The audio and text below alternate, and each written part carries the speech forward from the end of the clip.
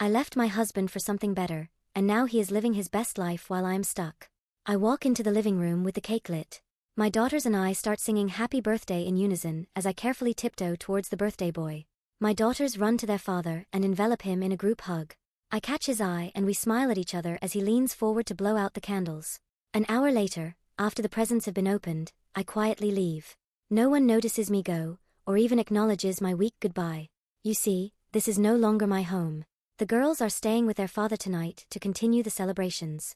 It's his house, not mine. As I drive home that night, I pull over and burst into tears, chastising myself over and over for ending my marriage 5 years ago.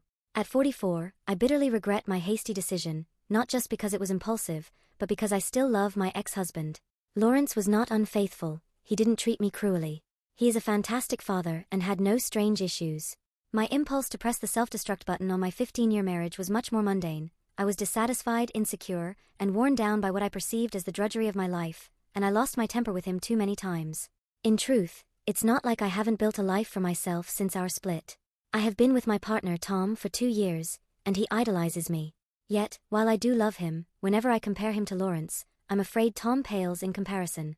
If Lawrence asked me to try again, I would leave Tom without a second thought. 5 years ago, with 3 young daughters and chronically ill parents, life was relentless. There were times in my early 40s when I wondered what on earth I had done to deserve such a life as a stay-at-home mom. My days were a never-ending loop of school runs, chores, and caring for my parents. Occasionally, I would go to the gym or meet a friend for coffee. Meanwhile, Lawrence went to work and saw his friends afterward if it suited him. He only helped with chores on the weekends. One thing that really bothered me was his man cave, a 10 by 13 space filled with his books, computer games, and toys. This space came to represent everything I resented about the unfairness in our relationship. Why did he get to have a sanctuary away from the responsibilities of parenthood and running our home while I shouldered the majority of the burden? Over the years, what started as a joke between my girlfriends built into constant simmering resentment, fueled by their own stories of husbands not doing their fair share. But I never addressed it with him, something I now deeply regret. Should I have sought professional psychological support during this tough period? All I remember was feeling constantly tired, stressed, guilty, and resentful. I was short with the girls and even shorter with Lawrence. One cold Sunday morning in January, he left his mug near the dishwasher instead of putting it inside, and I let everything out. I called him a selfish father, spending hours in his man cave, never lifting a finger in the kitchen, and being unsatisfactory in bed. Actually, he wasn't. If anything, I was the underperformer, constantly finding excuses to avoid intimacy, and when we did, I wished for it to be over quickly so I could sleep. Despite my outburst, Lawrence didn't comfort me this time like he used to. That night, he left for his mother's house. The next day, I received an email saying I was right, we should call it quits because life was too short to walk on eggshells around me. That's how I lost Lawrence. I tried to turn things around more than once, but he never let me. Now, every time I celebrate his birthday with our daughters, I realize how wrong I was. Story 2. I'm a 36-year-old woman, married to a 37-year-old man for over a decade. Some months ago, I was diagnosed with generalized anxiety disorder and depression, issues that emerged post-pandemic. I have weekly therapy, take medication, and see my psychiatrist once a month. But I feel that my problems with my husband are more than I can handle right now. Whenever I have a meltdown, my husband doesn't want to cuddle or spend time with me. He says I have to deal with it all by myself, talk to a friend or my therapist. He says he cannot give me what I need, cuddles and support. So when I isolate myself due to anxiety, we end up in an argument. He accuses me of ignoring our children and being rude. I get very irritated but never violent with him.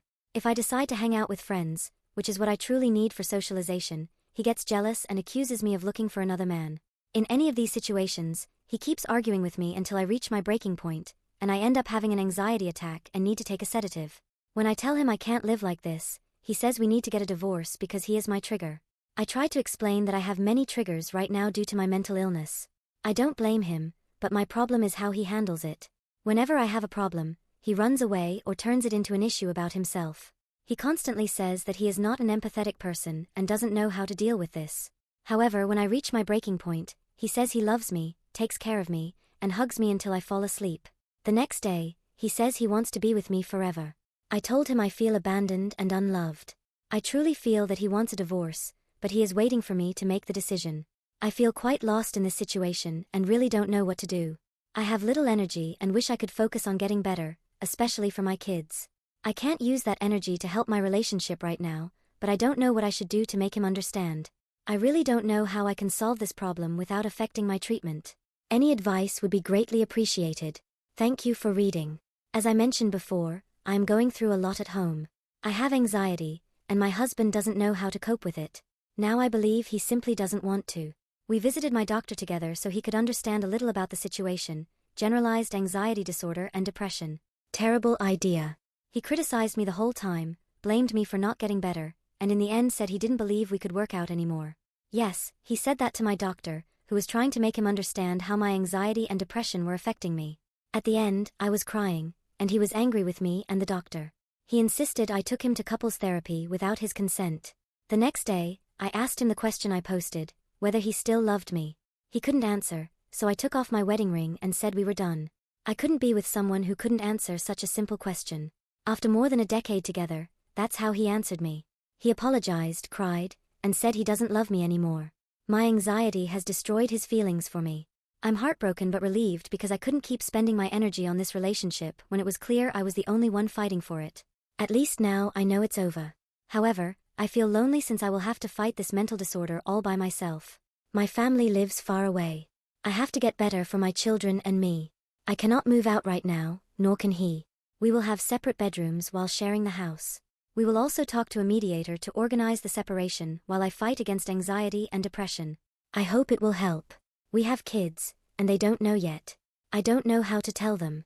I feel like I failed this family, and I'm afraid things will only get worse. Please tell me how you dealt with similar situations in your past. I need some hope. Thank you for reading.